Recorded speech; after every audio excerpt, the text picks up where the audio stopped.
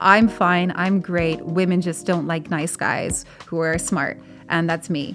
They just like stupid himbo Chad. Yeah, I started hearing the name Andrew Tate and I just kept ignoring it because I just thought he's another one of these people I've seen online before. Then he took off probably way more than anyone else, even the more famous of them that had come before him, like Gavin McGuinness, who had a good bit of fame and he was quite popular in Vice media. So for the first time, incels were getting their fame when it came to the mainstream, but also other groups in the manosphere as well. And way more people were joining in and more grifters were coming up. Some people think, oh, so was all self-help for men meant to be manosphere and extreme? No.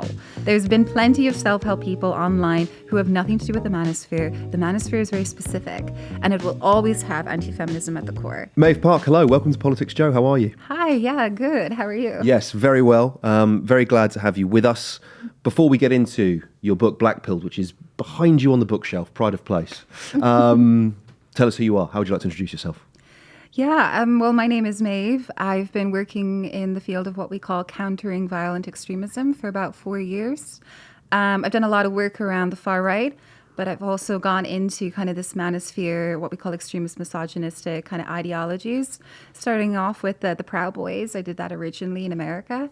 I was researching them, and then I kind of found my way eventually to the incels. But I've been doing work in schools, work for governments, workshops for teachers and law enforcement, kind of everyone who has any kind of stake in the game when it comes to violent extremism or who can help, and including the people who are getting like wrapped up in it themselves, so people who are vulnerable. And I've also worked with plenty of people who are former extremists. So I've seen every side of the coin when it comes to extremism, people right in the midst, people who've gone in and come out, and people who can help as well. So yeah. And quite often, we've made documentaries in the past about extremists of different kinds, be they far right or otherwise. Mm-hmm. One of the things that often strikes me is that there's quite often the ideology or the set of beliefs aren't necessarily the most important thing for the people that are part of them, and their extremism, their radicalism is quite often the commonality, if you like. So quite often you will see people who leave the far right and become as devoted, obsessed about a completely, contradictory sometimes, conflicting set of ideas. Mm-hmm. But the commonality is the extremism between those two things, right? Yeah, I mean, that can absolutely happen. I think of it as similar to maybe some people who get out of drug addiction and find addiction to yoga. Some people are kind of in the mentality where they're looking for something intense, extreme. People who have gone into the far right have also many of them have tried to get into the military. People who are looking for a band of brothers with an element of kind of adventure. People who went to join ISIS in Syria, many of them went for the adventure. Mm-hmm. Something that we couldn't understand, like what do you mean adventure? But when an 18-year-old or a 19-year-old is looking for kind of something larger than life, something kind of beyond the realms of reality, and they're not really fitting into what is the norm, something like that can be alluring without any ideology. They just want to go off and have an adventure. Yeah, that sense of escapism maybe. Absolutely, yeah. Tell us about Blackpilled. Tell us about the book. Yeah. Well, this was a book that I started about a year ago, really writing in earnest. But it's a book I've kind of always wanted to write because I feel like there's been a lot of conversations around incels, about incels, but very few conversations have had incels involved in them. I mean, for obvious reasons, it's hard to get incels to talk to you. I mean, that's number one. But also because people, I think, are kind of confident about talking about them because of how they can see their posts online. The forums are public. They're not hidden in Signal like secret chats like the far right. So it's easier to see what they're saying to each other. However, that doesn't go in depth into why they're saying it. Who are these individuals behind those posts? And why did they get there? How did they get there? And I think that's been left out of the conversation. So this book was meant to kind of incorporate the stories of some of these people and the feelings and thoughts of some of them. To an extent, yes, humanizing. And I think that word can be kind of, people don't like using it in terms of extremism because I think they think there's sometimes too much empathy towards the perpetrators in their minds. But I do think it's important to understand people who go into extremism, not all of them are going to commit violence. Most of them will not. But they will all kind of have their own kind of struggles and issues that led them there. And that's what the book is about, understanding those issues. And then when we understand them, we can help to combat the problem and help those people out as well. Yeah, for sure. I think with anyone who has a tendency or an inclination to demonize, the immediate follow-up question is, well, how do you intend to help de-radicalize, choose whatever verb you want? How do you intend to help these people if you're going to ostracize them and stigmatize them? Because at the end of the day, you're talking about other human beings. There's a commonality there, and at least that's some form of way in, right, to be able to start that conversation. Okay, so I would say most conversations in recent times about masculinity, which is a shame, but certainly about toxic masculinity, they seem to all start with Andrew Tate, right? Yeah. And his popularity, certainly in, I guess, mainstream consciousness, really exploded in the last year or two. But I would say, and that caught some people off guard, certainly caught, I would say, some people in the media off guard. Mm-hmm. But you weren't surprised by that, you write in the book. I mean, can you tell me a little bit about that and sort of Tate's journey to where he is now? Yeah, I mean, I remember when people started mentioning his name to me. I was delivering workshops in schools in London in about 2021, 22. And I started hearing the name Andrew Tate, and I just kept ignoring it because I just thought he's another one of these people I've seen online before. Because I'd already looked at the Proud Boys, I knew about Gavin McGuinness, I knew about people who had started this kind of movement around masculinity, get grifters who were using it to mobilize, get some money, weaponize and monetize misogyny. So I just thought he's another one. He'll come, he'll go. But then he took off probably way more than anyone else, even the more famous of them that had come before him, like Gavin McGuinness, who had a good bit of fame and he was quite popular in Vice Media. He started the Proud Boys. He was nothing in comparison to what we saw with Tate. And then I started to take notice of why and how he was able to do that. And I think what it did was it mainstreamed the manosphere. It kind of opened up the manosphere to people who had never heard of it before, younger people who had never heard of it before. And that was dangerous. So for the first time, incels were getting their fame when it came to the mainstream, but also other groups in the manosphere as well. And way more people were joining in and more grifters were coming up. So yeah, he was important. And I think people think, oh, he's boring. He's over now. He's cancelled now. He's not. But anyway, but he was very integral to what we're seeing now, this boom of manosphere content coming online. Yeah. Can you give us a brief definition of terms of what the manosphere is? Because I think some people think it to be a specific place almost, right? But it's more a descriptor for a kind of disparate group of media sources and influencers and podcasts. Yeah, it's a loose network of groups that are kind of different, but based on the same elements around anti-feminism, anti-progressivism, anti-leftism, and also this kind of going back to 1950s rigid gender role ideas. Some people think, so was all self-help for men meant to be manosphere and extreme? No. There's been plenty of self-help people online who have nothing to do with the manosphere. The manosphere is very specific, and it will always have anti-feminism at the core. And it will always have this kind of what we call, in the word, male supremacy. So, people putting men in front of women, like inferior, superior. So femininity being demonized or denigrated, and masculinity being seen as kind of the superior force. So that's what it is. So there's many groups in it. You can have the Proud Boys. So you do have incels too, but then you have the Red Tate or the Red Pill, and you have Andrew Tate's cohort and loads of others as well. Yeah. I guess, particularly what you're saying there about Tate mainstreaming the manosphere, it does feel like there are almost these inflection points or cultural moments that bring a much bigger audience and attention to a certain issue, right? So we're obviously talking the week after Adolescence comes out, goes massively viral on Netflix. People are talking about it in Parliament.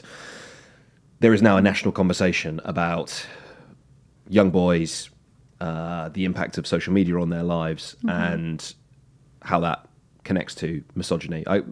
Maybe the starting place for that conversation is, what did you think of Adolescence? Did you think it was an accurate portrayal of the experience of some of these young men? Yeah, I loved the show. I thought it was brilliantly produced and acted and scripted. I was nervous that I would get it wrong because a lot of shows that have tried to talk about incels, like I mentioned in the book Euphoria did it, have gotten it very wrong and unfair. But this show understood the issue. And first of all, the boy is not himself an incel. I think that maybe it's been misunderstood by some people. He's acted out because he's been accused of being an incel. And that's where the shame comes from. That's where the emasculation comes from, and the fear and the dread and the insecurity. And this is a show about how all these ideologies are seeping down into the mainstream and being confused and conflated, but also just being weaponized against each other. But I think it's also a show about how the ideologies are coming into young boys who don't understand them. So, incels online, they don't let in teenagers. That's the whole thing. They're very exclusive when it comes to who's allowed in the incel club. And they would not let a 13-year-old in, not because they're being, lovely and saying you shouldn't come in and be joining us because we're too, serious and intense and extremists, because they think that teenagers have too much of a chance to get a girlfriend. So it's too soon. It's too quick to call yourself incel. But the idea is these messages are coming and seeping down into the teenage sphere. So it's important to understand that as well. It's not just relegated to these spaces where only adult men can see them. We are having 13-year-olds seeing them as well. Yeah, there's one of the characters actually. I think he says something like, oh, I don't buy into that incel stuff, but the 80-20 thing, I do think that's true, which is kind of a literal example of how quite a lot of these young lads are fully aware, almost certainly will have seen the content of, it could be anyone, right? It might be Andrew Tate, it could be HS Tiki-Toki, it could be whoever. And they might go, do you know what, I disagree with the majority of that, but actually that one thing there, or the thing they say about this, I think there's some merit to that, right? And the way that the misogyny kind of corrodes by osmosis, it's almost just by proximity, right? It's like you're not a paid up incel, but there's an aspect of some of the manospheres thinking that you just go, oh, do you know, actually, I think that's quite right. And just gradually over time, I guess, in a way, you can sort of start to spiral and buy into more and more and more of it. Yeah, absolutely. It's the little tidbits of information that they're hearing and the ones that they can understand, So there's a lot of the narratives that would be maybe too difficult for a 13-year-old to understand, such as the gender wage gap. Like, is that really something that's relevant to them at 13? Not really. So they're not going to look at that too much. But they will look at things like that, the 80-20 rule. Are the girls attracted to me? No, because they're only attracted to the 20% chads or the really like hot guys. They only want them and they don't want me. And that can be something that they can really easily understand and then play off of and really start to believe. And people will say, well, what is misogynistic even about thinking that? Like, what would lead to misogyny if you thought only 20% of the men were, attractive to most women? And the idea is not that we're trying to say that, oh, no, all men are attractive to all women, because that's not true either. I mean, obviously most men are attracted to some women, but not all women. We're not all Brad Pitt. Sorry, like it didn't happen. Okay? What do you mean? Man, come on, give me a break. I know. But the misogyny is really interesting there, because we've always had these characters who are like, way more attractive than the usual people in Hollywood. And that's where they all go. Scarlett Johansson exists in the same world I exist. And I'm okay with that. But, it's the idea. It's very noble of you. I know. But the misogyny then comes from all of these kind of ideas around dating, because they start to kind of have that resentment towards women because of that. And then they start to look back at an earlier time when women didn't have that choice, or when women didn't know these men, the 1950s, before social media, before women had their own independence, and when women were quicker, and men quicker, to marry early. And that's what they're hearkening back to. So it's not just that they're kind of feeling, ugly or insecure. They're also having this ideology, this narrative that things were better for you back in a time called the 1950s or 60s. And that's the problem, and it's that's the ideology coming through. There's so much in your answer I want to talk about. You just prompted me or made me think on our podcast when we spoke about adolescence in depth. One of my co-hosts, Ed Campbell, he sort of, I would say, went into a bit of a spiral where he was kind of going, I was rejected as a teenage boy. I felt insecure. I had negative ideas about my body and my self-image, but I didn't pivot that way. I didn't turn to that world of online misogyny. And the question he posed was I only ever sort of watching the wrong YouTube video away from my life going in a different direction? I appreciate it's how people sort of end up on that path is a very complex picture. But is it a case of, you know, the YouTube world wasn't what it was 10, 15 years ago. The sort of influencers and content creation is in a different space now, because I kind of look at it and think misogyny has existed for thousands of years. So I don't necessarily know that it's just, or maybe it is, it's the information environment that has now created this pathway. Yeah. What do you make of that? Yeah, there's really like a lot that. So since I've written the book, I've spoken to a lot of guys in my life, you know, friends and my partner, and you know, people who started actually being really open to me about their teenage insecurities of times gone by. And you know, I'm hearing these ideas. You know, I was insecure when I was 17. I was worried I wasn't going to have sex. I was worried I wasn't going to have a girlfriend. You know, this is like from a 30-year-old man. So I'm like, okay, well, these memories are coming back to you. And the feelings with them were intense at the time, because I think we lose a lot of that empathy towards teenagers. You know, when a teenager, a 17-year-old, 19-year-old says, oh, you know, I'm a virgin and I think I'm ugly and I'm never going to have a girlfriend, we say, okay, well, give it 3 years. You'll be fine. You'll be fine. It's almost dismissive. And because, yes, logically, that does make sense, because maybe eventually they will find out, or find it out like all of us. But by losing that empathy, we're also kind of pushing them down a bit, and then they're finding these spaces online which are giving them that kind of validation of, you're right to feel upset, you're right to feel angry about this. 19 is too old to be a virgin. Most people lose it when they're 14. You know, all this kind of extreme ideas of what everyone else is doing but not you.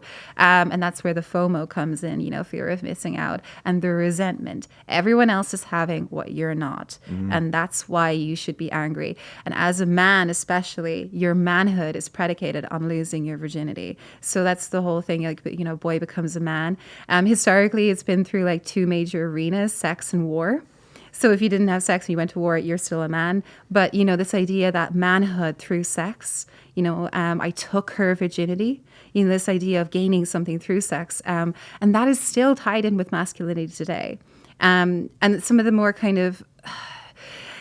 The times I was talking to some incels for this book, I was feeling this kind of moment of, I don't know how to help you. So one guy was telling me that, you know, by not having sex by 24, he felt like he was sitting at the kids' table while everyone else was at the adults' table. And it does make sense, especially when you're talking about masculinity.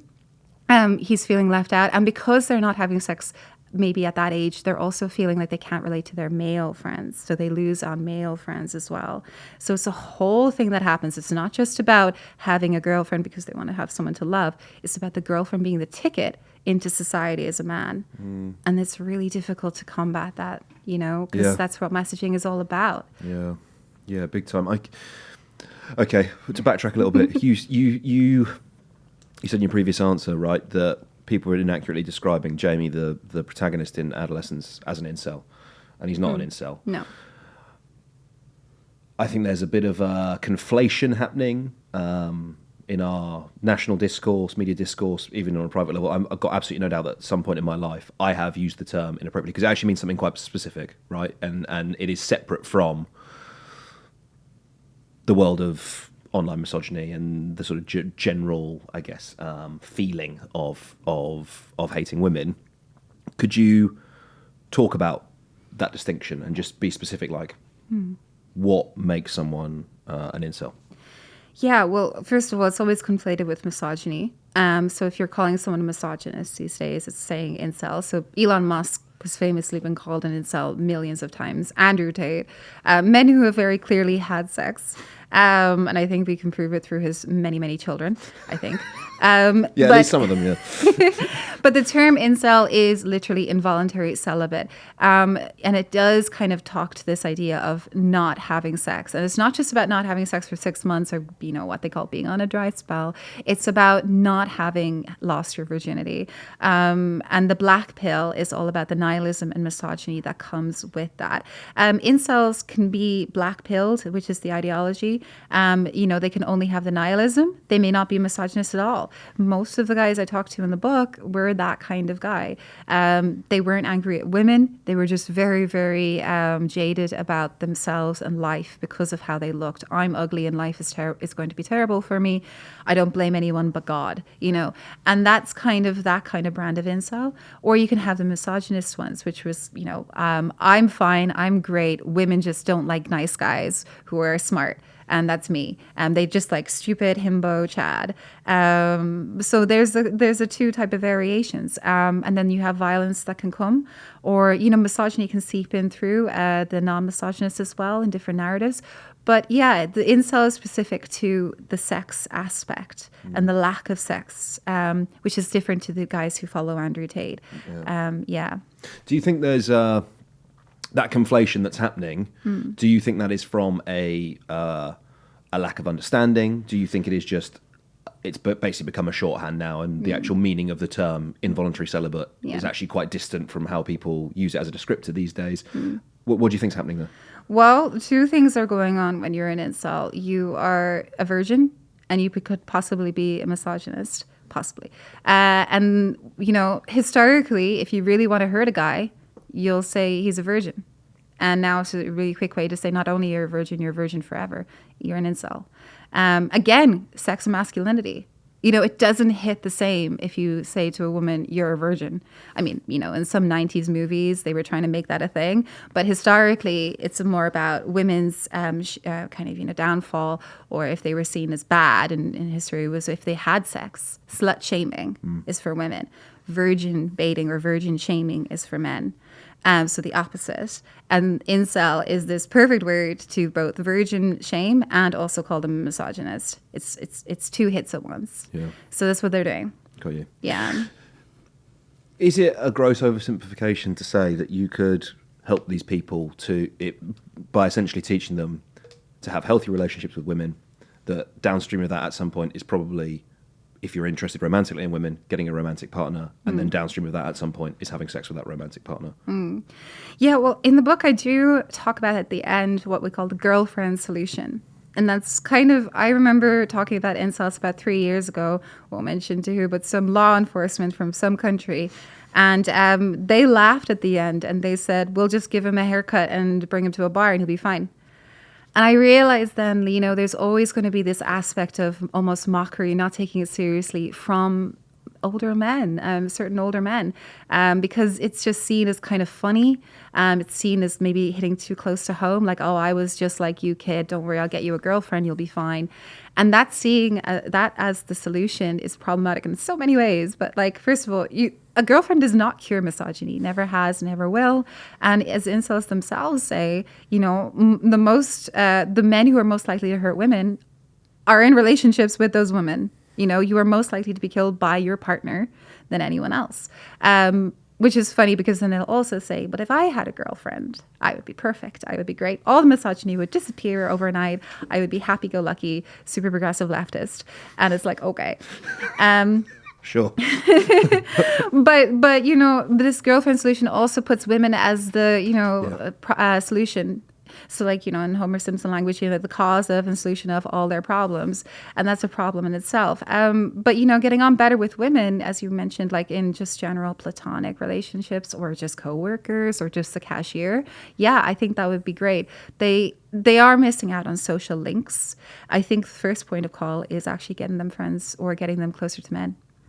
Because a lot of these guys don't have friendships for numerous reasons. They're isolated. I write in the book, they feel isolated because they are isolated. Very few of them have a great social circle. Some of them actually talk about having friends and they say, having friends doesn't cure your inceldom. And then I hear other incels say, if I had friends, I wouldn't be here in this space talking to you guys anyway. I'd be having friends, you know what I mean? There are other people I'd rather be hanging around with, lads. I mean, quite frankly. And sometimes, they'll chat to each other as mates, and that's kind of what they're looking for. They're lonely, they're looking for friendship. And I think first point of call is for them to have those male friends. And again, it can be very difficult for that as well because of that feeling of I didn't have sex, I don't have sex. The guys are going to think I'm going to, scare away all the girls. It's not cool. Yeah. So there's a whole thing there. Yeah. Okay. Would you talk a little bit about what you mentioned the workshops you were doing in schools? Mm-hmm. Could you talk a little bit about kind of what you learned firsthand when you were having those conversations? I mean, what were the key things that really stood out to you when you started spending more time talking to these young guys? Yeah, I mean, I went in about 2 years ago when Andrew Tate really was at his height to some schools that have problems with certain boys who were very close to expulsion because of how fanatic they were about Tate. It was not only in their attitudes towards, their peers, it was towards their teachers, but also they were obsessed with Tate and wouldn't stop talking about him either. It was a fixation. It was like a cult leader. So it was real like last chance corral for a lot of these boys to come to this workshop. And it was mayhem. I mean, they were, going at it with each other and with, they were just shouting and so excited to be there. But they weren't abusive or anything towards me. What was really funny is they knew what I was there for. I mean, on the board, it said the narratives of Andrew Tate. And they're like, oh, we've been handpicked to be here. I mean, I wonder what's going to happen. Like, I was hardly going to tell them he's great. But, I did understand what he was saying and how he was saying it and what that, how that resonated with them. And some of the conversations we had were around the things that he was talking about. Like, do you have to be rich to have a girlfriend? Do you have to be rich to be loved? Do you have to have a six pack to be loved? What is love? Can you be loved? All these conversations. And there was this boy there. I remember he was only 14 and he was very small for 14 and I could tell. And he was just so excited and upset. And he was almost crying, telling me, no, you have to be rich. If you're not rich, a girl won't love you. And it was kind of like that first time I really thought, oh my God, like he is really hurting these boys. That is such an intense feeling to have. Like your only hope to be loved is to have money. I mean, we often think of Andrew Tate's victims as being women, and they are. But I think his first victims are men. I think his first victims are those boys that he indoctrinated 2 years ago. And I have no idea how they're doing now. But having that intense feeling at 14, I don't know. I don't know what happens to you after that. It's because if someone says that to me, my immediate thing is, right, well, look around you, mate. And do you see women that love men? Presumably you do, whether it's hopefully in your own home, maybe in your mates' homes, maybe at least, in popular portrayals in media, perhaps. And are the people in those things, are they always rich? No, they're not. But there's a gap, isn't there, between perception and reality? And I suppose in a way, if you can get someone to cross that bridge, that's maybe a way of helping them. Yeah, absolutely. I mean, I did that as well. I talked about their parents. I talked about people in their families. I mean, and they did start to kind of see that. But there's always, if you're ideologically captured, you'll always have an answer. Yeah. So there's always the idea of like, oh, well, women, they only love you until they can find someone better. She's not yours. It's just your turn. That's a very common phrase in the manosphere. I think what adolescents did really interestingly as well was the father figures in adolescence were very traditionally masculine. You had the police officer, one of the most macho jobs you can have. And then you had like Jamie's dad, who was just naturally embodying like a local but like traditional masculinity. And then you had the two sons of those who were obviously not that kind of masculinity. You could tell they were more arty or they're more sensitive. Even Jamie was like, drawing. And this kind of is this thing I see as well where, young guys who feel like they can't fit into the mold of their fathers or other men and who also just kind of find other ways so that, making money can be your way of not being 6 foot and being traditionally masculine. So that's why, some boys would be more drawn to it. Weirdly, a lot of the boys who kind of naturally embody like kind of 6 foot, six pack, really good at sports, they're not drawn to Andrew Tate because they already kind of have it and they see it as funny or stupid. It's the boys who don't and who are looking to kind of get into that as well. Yeah. Okay, so you write in the book, like, incels are not aliens from a different planet, right? That have just landed here and they're completely separate to us. Yeah. I think over the course of our conversation, it should be clear to people that their perception of women is shaped by media and it's shaped by the society around them. And as I previously said, misogyny is not a new idea. Could you tell us, other than Andrew Tate, and I feel like I started off the conversation with him, right? He almost becomes like a monolith. There's a much bigger sort of picture there. Could you talk a little bit about the kind of what it is, the content in the media that is shaping their views, and where it is, where they watch it? Yeah, absolutely. I mean, I wrote this book based off of all the narratives that they have in the incel community and showing where they are in our media. So kind of like the book was also meant to help people who have no understanding about incels, who have never even heard the name or the word, to figure it out through using very popular movies or media that they understand and know. So, I mean, when we think about, it's not just about misogyny, it's about masculinity. What are men? You know, a lot of the media that I go through is, you know, teen comedies, teen rom-coms, you know, the kind of sexcapades or trying to lose your virginity, or this idea of like hierarchies in teens, you know, the jock, the cheerleader, that's Chad, Stacy, and how incels just take that and they just rename it, but it's the same thing. And they're responding to it as well. They're saying, we're not jocks, but jocks get all the girls. And you can say, no, that's not true. But every movie has that happening. You know, everyone wants to be the jock. Everyone wants to be Zac Efron, James Bond. They always want to be that man. And it's about having that masculinity is power. And incels understand that. And we all understand that. So it's really difficult to debate an incel and say, that's not true. James Bond isn't that hot. He's not hot at all. I don't even find him attractive. I mean, they know you're lying. So, you know, and it's not just in attractiveness, it's in power and political as well. You know, you have people who are lying about their height. You know, I think Vladimir Putin sometimes lies about his height. He wants to make himself look bigger.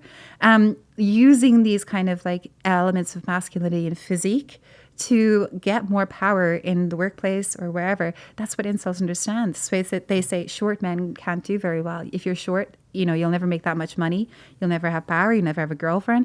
They catastrophize it and then make it extreme, but it's all there in our media. It's all what we're seeing as well. So if it is as pervasive and surrounding, right? Yeah. As you've set it out to be, quite one of the popular responses I'm seeing now is, you know, well, we just have to ban under 16s from social media, smartphones, you know, essentially. And don't get me wrong, I do actually think the divergence we're seeing now, particularly on a political level with younger people, I think at least part of that conversation has to be about segregated information environments, right, where young boys and young girls are consuming very different media. And so you see that political split in a way that you don't in older generations.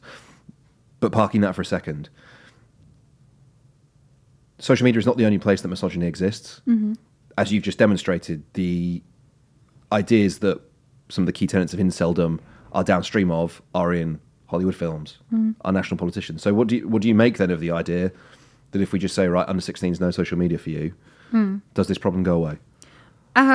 No, I would say absolutely not. Also, I should say no one in the book is under 19. My youngest was 19. The oldest person I interviewed was 33. You know, and they mostly fell in the middle of mid-20s. You know, it's not like they've been in this since they were 14. Many of them found it when they were in 18, 19, 20. And that's the key years when young guys will find these spaces. I mean, they might beforehand, and as I said, it's important to, I mean, maybe banning kids off the internet. That's maybe a conversation to have. But it doesn't mean they won't find it when they're 19 in college and university. If an incel attack does happen, which is very rare, but if it does happen, it's mostly been university age, 21, and it's usually been in university campuses, you know. So it is that age group, and you can't ban them off the internet. There's no point in that, and you can't do it anyway. But, you know, I think it's about bringing alternative masculinity back into media. As I say in the book, we had a heyday of like the early 2000s when we were seeing more kind of, you know, attractive geeks, you know, not attractive physique, but personality wise, more alternative ways of being a guy. Superbad, a movie that came out when I was a teenager. Those guys were all kind of the quintessential, not Chad Hemsworth kind of guys. And the whole story was brilliant because they were trying to do that. They were trying to go to the party to have sex like every other sexcapade movie, but it didn't happen. Fucking spermicidal lube. You just, the quotes are like running through my head right now. Yeah, but it was great because it was all about the friendship they had and also understanding how to deal with rejection, how to deal with not getting it. And that's so important. Failure seen in movies as not the end, but as something to work out of. Yeah, no, for sure. No, I know exactly what you mean. I saw. Cut that. No, you're all right. Gareth Southgate says he gives that big lecture. I think it was last week now, wasn't it? And he was talking about young lads, and he was talking about the need to fail, and for failure to not be the end, right?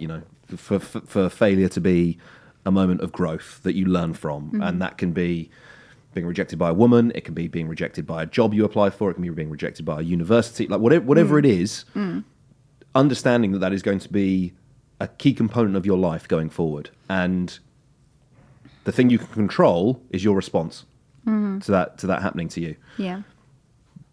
But as I'm saying that, I'm then also thinking about, where do I see that line of reasoning most prevalently in my online ecosystem, content ecosystem, and it is the kind of, for one of like traditional masculine, hashtag grindset creators who are like, move or die. You know what I mean? It's not. Yeah. I don't know how much of an alternative vision of masculinity it is, because the people who I hear saying it are the guys who are talking about having sports cars and their side hustles and the podcast network that they've built. Like, do you understand what I'm saying? Yeah, I saw a video on TikTok recently of this guy who began talking about how his dog died yesterday or 2 days ago, and I was like, "Oh no, this is going to be a sad dog video." And then he goes, "But you know what? No one cares. So I went to the gym. I went to the gym because you don't stop there." I thought it was a joke, and I was like, "What?" I was like, "You're allowed to be sad over your dog dying." It's like, you know what? You just keep going. And, that's the problem. A lot of whatever your political take, a lot of our media is also very right wing. This idea that if you keep trying hard enough, you'll get what you need. You'll get it. Bootstraps, In Pursuit of Happiness, Hillbilly Elegy. You're going to do it. You just got to work harder. And if you don't succeed, that's because you didn't work hard enough. Quite frankly, that's a terrible message to send to a lot of guys, especially in the world where, incels are growing, because a lot of people are trying. They're trying really hard and it's not happening, or it doesn't happen. And that doesn't mean that they didn't try hard. It just means that sometimes it doesn't work out this time. Rocky needs to be made again. I think that's the one remake we need to have, because all the 70s movies of failure, that needs to be repeated now. We're seeing too many movies where it's just everyone gets the girl, everyone's happy, everyone does it. And, 500 Days of Summer is like one of the rarest movies because he doesn't get the girl. We need more of that as well, and how to keep going anyway and find happiness. Yeah. Sort of saccharine the current. Yeah, because one of the things I think incels say a lot, though, is that they hate being lied to. So a lot of people say, kind of what you were saying, if you just maybe, find a job, or if you do some good hobbies, eventually, you'll find someone. That's really sweet and, well-meaning, but actually what they want to hear is truth. They don't want to be 5 years old being talked to by their mom. Sometimes it doesn't happen for people. I mean, if you're 33 and, you really haven't gotten a girlfriend or anything, maybe right now it's not going to happen. But what else is there? You have to also open up. What else is there? Divorced people who are single can be happy. Single women can be happy. And we're having so many great TikTok videos about how it's great to be single if you're a woman, independence, living a great life. We need that for men. Because men are too caught up in, if I don't have a girlfriend, life will be awful. Suicide rates go through the roof when you're 40 and divorced as a man. This idea that you need a girlfriend or a wife to have a social status, for people to respect you, not think you're weird or creepy. Some incels actually told me that they don't even really want a girlfriend. They just want to be seen as not creepy by other people. Wow. So having a girlfriend is your ticket of, I was picked. Yeah. Well, I guess it's like social validation, right? It's like, if she's with me, I can't be strange, right? Exactly. It's kind of the logic that runs through it. Yeah. Can we talk about the politics? I want to talk about the politics of it briefly, and I want to talk about empathy and accountability afterwards as well. But and I don't necessarily mean this in the sort of like slightly fascistic ideas of the trad wife movement, but more as a materialist analysis, because I feel quite often any of the campaigns around men's mental health, around pride, around men's self-esteem, I feel are often quite removed from sort of facts of existence, particularly in the UK, right? So whether it's the fact that the majority of schools have less less funding in real terms than they did 14 years ago. The woeful mental health provision that's available in our healthcare system, the fact that a lot of young guys have been locked out of the housing market, are probably never going to be able to afford to own a home. You don't have to be a genius to go, right, so what do you still live with your parents? What does that do for your sense of self?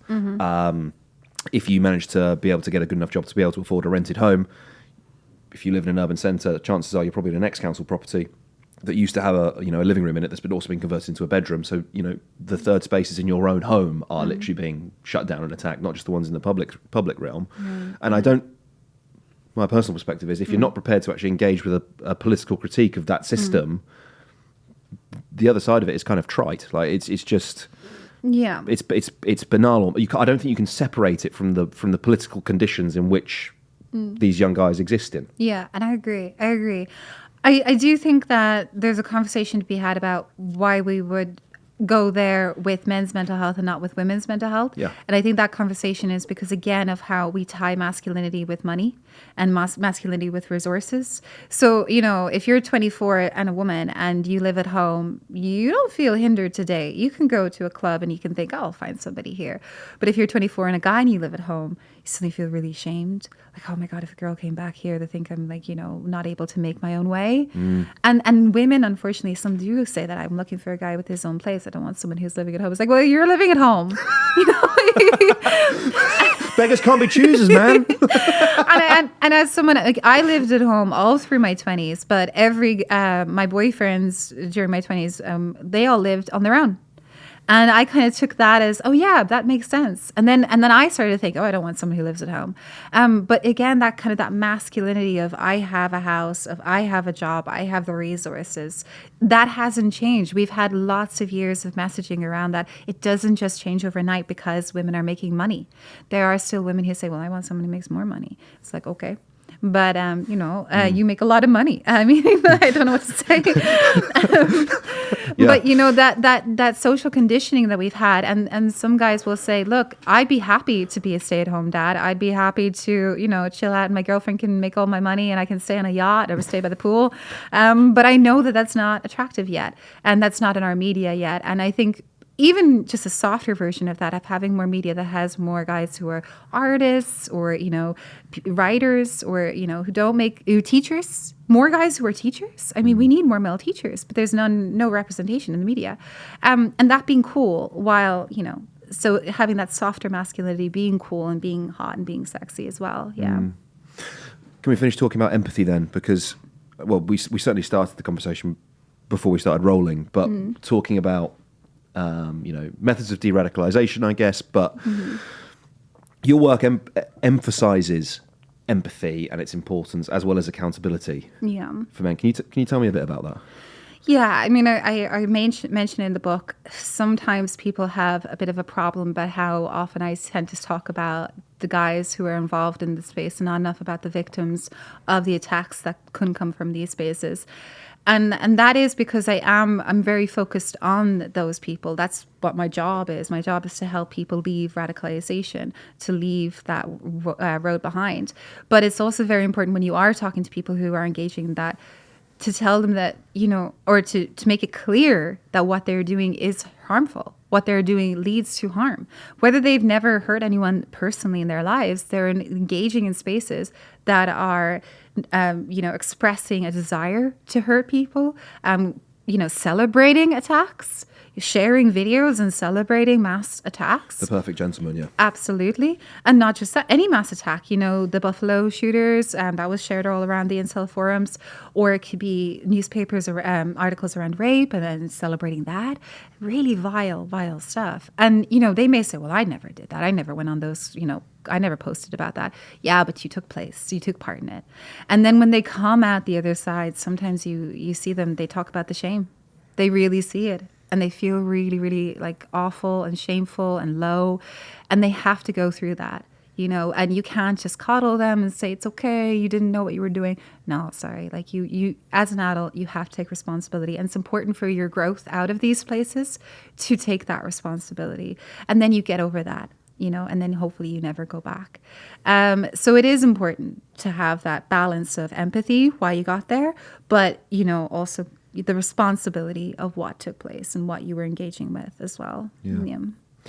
Meadhbh Park, thank you so much for coming in to talk to me. Thank you so much. About Blackpilled. It's been an absolute pleasure. Available in all good bookshops, probably also available in all bad bookshops as well. Hopefully. They're my favorite, so hopefully they're. Meadhbh, it's been a pleasure. Thank you so much. Thank you so much. Thank you very much.